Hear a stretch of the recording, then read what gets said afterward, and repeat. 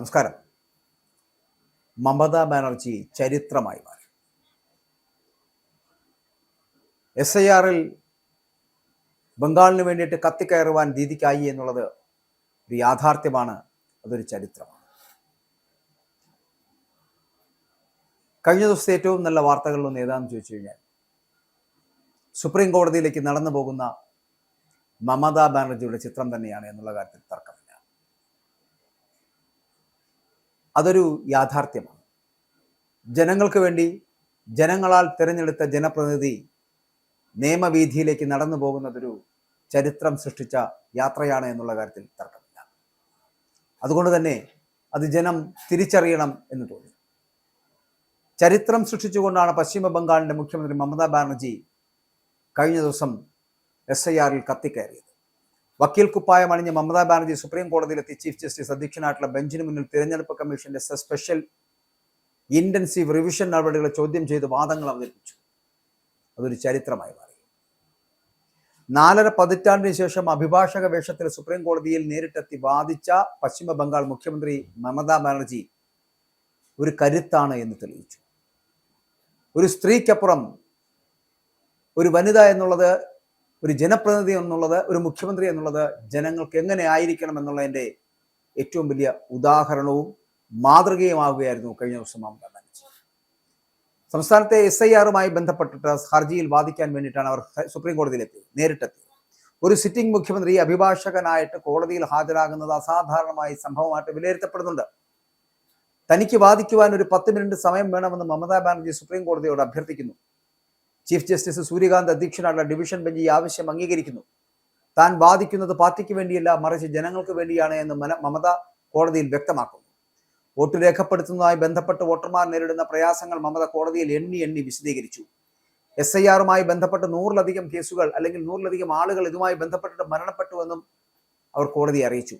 വാദം പൂർത്തിയാക്കിയതിനു ശേഷം മമതാ ബാനർജി കോടതിക്ക് നന്ദി രേഖപ്പെടുത്തി പുറത്തിറങ്ങി.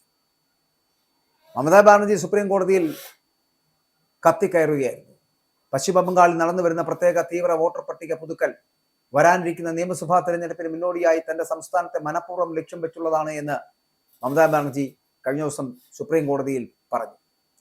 ഈ നടപടിക്രമങ്ങളുടെ സമ്മർദ്ദം മൂലം ഒരു ബൂത്ത് ലെവൽ ഓഫീസർ ഉൾപ്പെടെ 150-ലധികം ആളുകൾ മരിച്ചതായി കൂടി അവർ അവകാശപ്പെടുന്നുണ്ട്. ചീഫ് ഇലക്ടറൽ ഓഫീസറുടെ വിശദാംശങ്ങൾ അല്ലെങ്കിൽ നിർദ്ദേശങ്ങൾ മൂലം ഉണ്ടായിട്ടുള്ള കടുത്ത മാനസിക സമ്മർദ്ദമാണ് അവിടുത്തെ ഉദ്യോഗസ്ഥന്റെ മരണത്തിന് കാരണമായത് എന്നുകൂടി ആ റിപ്പോർട്ടിൽ പറയുന്നുണ്ട്. തൃണമൂൽ കോൺഗ്രസ് അധ്യക്ഷ, ചീഫ് ജസ്റ്റിസ് സൂര്യകാന്ത്, ജസ്റ്റിസുമാരായ ജോയ് മാല്യ, ബാഗ്ചി, ബിപിൽ പഞ്ചോളി തുടങ്ങിയവർ അവരടങ്ങിയിട്ടുള്ള ഒരു ബെഞ്ചിന് മുന്നിൽ തന്റെ വാദങ്ങൾ വരിയായി അവതരിപ്പിക്കുകയായിരുന്നു പശ്ചിമ ബംഗാളിന്റെ മുഖ്യമന്ത്രി മമതാ ബാനർജി.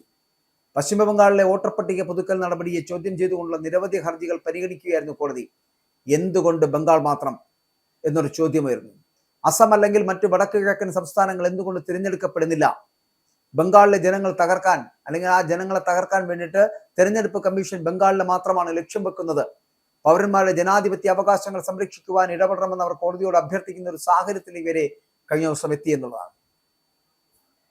മമതാ ബാനർജി അവിടെ ഉന്നയിച്ച പ്രധാന ആരോപണങ്ങൾ എന്ന് പറയപ്പെടുന്ന വോട്ടർ പട്ടിക പുതുക്കലിന്റെ ആദ്യഘട്ടത്തിൽ 58 ലക്ഷത്തോളം പേരുകൾ നീക്കം ചെയ്തതായും പലർക്കും ഫോം 6 പ്രകാരം അപ്പീൽ നൽകാൻ പോലും അവസരം നൽകിയില്ല എന്നും അവർ പറഞ്ഞു. BJP ഭരിക്കുന്ന സംസ്ഥാനങ്ങളിൽ നിന്നുള്ള മൈക്രോ ഒബ്സർവർമാരാണ് ഈ നീക്കം ചെയ്യലുകൾക്ക് നേതൃത്വം നൽകിയതെന്ന് പ്രാദേശിക തിരഞ്ഞെടുപ്പ് ഉദ്യോഗസ്ഥരെ മാറ്റി നിർത്തി എന്നും അവർ ആരോപിച്ചു. ഡൊമിസൈൽ സർട്ടിഫിക്കറ്റ് ഉൾപ്പെടെയുള്ള സർക്കാർ രേഖകൾ നിരസിക്കപ്പെടുന്നതായിട്ടും അവർ ചൂണ്ടിക്കാട്ടി. ഇവിടെ ഒരു കാര്യം നമ്മൾ ശ്രദ്ധിക്കേണ്ടത്, വിവാഹശേഷം ഭർത്താവിന്റെ കുടുംബ പേര് സ്വീകരിച്ച സ്ത്രീകളുടെയോ ജോലി ആവശ്യത്തിനായിട്ട് താമസം മാറിയവരുടെയോ വിവരങ്ങൾ ലോജിക്കൽ പൊരുത്തക്കേടുകൾ എന്ന് കാണിച്ച് വോട്ടർ പട്ടികയിൽ നിന്ന് നീക്കം ചെയ്യുന്നു. 24 വർഷത്തിന് ശേഷം 4 മാസത്തിനുള്ളിൽ അത് പൂർത്തിയാക്കുവാൻ എന്താണ് ഇത്ര ധൃതി എന്നുള്ളതാണ്. വിളവെടുപ്പ് കാലത്തും പൂജാവധി കാലത്തും ജനങ്ങൾ വീട്ടിലില്ലാത്ത സമയത്താണ് നോട്ടീസുകൾ അവർക്ക് നൽകിയത് എന്നുള്ള വിമർശനമടക്കം മുഖ്യമന്ത്രി തുറന്നടിച്ചു സുപ്രീം കോടതിയിൽ. തെരഞ്ഞെടുപ്പ് കമ്മീഷന്റെ ഭാഗത്ത് നിന്നുള്ള പ്രതികരണമില്ലായ്മയിൽ അവർ അതൃപ്തി രേഖപ്പെടുത്തി. കമ്മീഷന് താൻ 6 കത്തുകൾ എഴുതിയെങ്കിലും മറുപടിയൊന്നും ലഭിച്ചിട്ടില്ല എന്ന് അവർ തുറന്നു പറയുകയും ചെയ്തു. ഞാൻ ഒരു സാധാരണ വ്യക്തിയാണ് എന്നും നീതിക്ക് വേണ്ടിയാണ് ഞാൻ പോരാടുന്നത് എന്നും അവർ കോടതിയെ അറിയിക്കുകയും ചെയ്തു. തന്റെ വാദങ്ങൾ ഉപസംഹരിച്ചുകൊണ്ട് തിരഞ്ഞെടുപ്പ് കമ്മീഷനെ വാട്സാപ്പ് കമ്മീഷൻ എന്ന് വിളിച്ച് അവർ രൂക്ഷമായിട്ട് വിമർശിക്കുകയും ചെയ്തു. മമതാ ബാനർജിയുടെ ഹർജിയിൽ സുപ്രീം കോടതി തിരഞ്ഞെടുപ്പ് കമ്മീഷൻ നോട്ടീസ് അയച്ചു. കേസ് മാറ്റിവെച്ച കോടതി ഫെബ്രുവരി 10-നകം മറുപടി നൽകാൻ കമ്മീഷനോട് നിർദ്ദേശം നൽകുകയും ചെയ്തു. അതേസമയം ബംഗാളിൽ തെരഞ്ഞെടുപ്പ് കമ്മീഷൻ ഉദ്യോഗസ്ഥരുടെ ശത്രുതാപരമായിട്ടുള്ള നിലപാടാണ് സ്വീകരിക്കുന്നത് എന്ന് തെരഞ്ഞെടുപ്പ് കമ്മീഷന്റെ അഭിഭാഷകൻ കോടതിയിൽ വാദിച്ചു കയറി. ഇത് പച്ചക്കള്ളമാണ് എന്ന് മമത തിരിച്ചടിച്ചു. ഹർജി പരിഗണിച്ച കോടതി തെരഞ്ഞെടുപ്പ് കമ്മീഷന് നോട്ടീസ് അയച്ചു. ഈ ഹർജിയിൽ തിങ്കളാഴ്ച വിശദമായിട്ടുള്ള വാദം കേൾക്കാൻ പോകുന്നു. കൊൽക്കത്ത സർവകലാശാലയ്ക്ക് കീഴിലുള്ള ജോഗേഷ് ചന്ദ്ര ചൗധരി ലോ കോളേജിൽ നിന്ന് ഏകദേശം 1/2 നൂറ്റാണ്ട് മുൻപാണ് മമതാ ബാനർജി നിയമബിരുദം നേടിയത് എന്നുള്ളതാണ് യാഥാർത്ഥ്യം. തുടർന്ന് കൊൽക്കത്ത ഹൈക്കോടതിയിൽ അഭിഭാഷകയായിട്ട് എൻറോൾ ചെയ്തിരുന്നുവെങ്കിലും പിന്നീട് സജീവ രാഷ്ട്രീയത്തിലേക്ക് പ്രവേശിച്ചതോടെ നിയമപരമായിട്ടുള്ള ജോലി അവസാനിപ്പിക്കുകയായിരുന്നു എന്നുള്ളതാണ്. കൊൽക്കത്തയിലെ ജോഗോമയ ദേവി കോളേജിൽ നിന്ന് ചരിത്രത്തിൽ ബിരുദവും കൊൽക്കത്ത സർവകലാശാലയിൽ നിന്ന് ഇസ്ലാമിക് ഹിസ്റ്ററിയിൽ ബിരുദാനന്തര ബിരുദവും ശ്രീ ശിക്ഷായാധൻ കോളേജിൽ നിന്ന് BEdും അവർ നേടിയിട്ടുണ്ട്. അഭിഭാഷക ജീവിതം ഉപേക്ഷിച്ച് 4.5 പതിറ്റാണ്ടുകൾക്ക് ശേഷമാണ് മമത വീണ്ടും നിയമപരമായിട്ടുള്ള വിഷയത്തിൽ വാദിക്കാനായിട്ട് കോടതിയിൽ എത്തിയത് എന്നുള്ളതാണ് ചരിത്രമായത്. സംസ്ഥാനത്തെ ഒരു നിർണായക വിഷയത്തിൽ ജനങ്ങൾക്ക് വേണ്ടിയിട്ട് നേരിട്ട് വാദിക്കുവാൻ മുഖ്യമന്ത്രി തയ്യാറായത് ദേശീയ ശ്രദ്ധ നേടിയിട്ടുള്ള കാര്യമാണ്. തിരഞ്ഞെടുപ്പ് കമ്മീഷനെതിരെ രൂക്ഷമായിട്ടുള്ള വിമർശനങ്ങളാണ് കോടതിയിൽ മമത ഉന്നയിച്ചത്. നീതി അടച്ചിട്ട വാതിലുകൾക്ക് പിന്നിൽ കരയുകയാണ് എന്നും ബംഗാളിലെ ജനങ്ങൾക്ക് നീതി ലഭിക്കുന്നില്ല എന്നും മമത കോടതിയിൽ വെട്ടിത്തുറഞ്ഞു പറഞ്ഞു.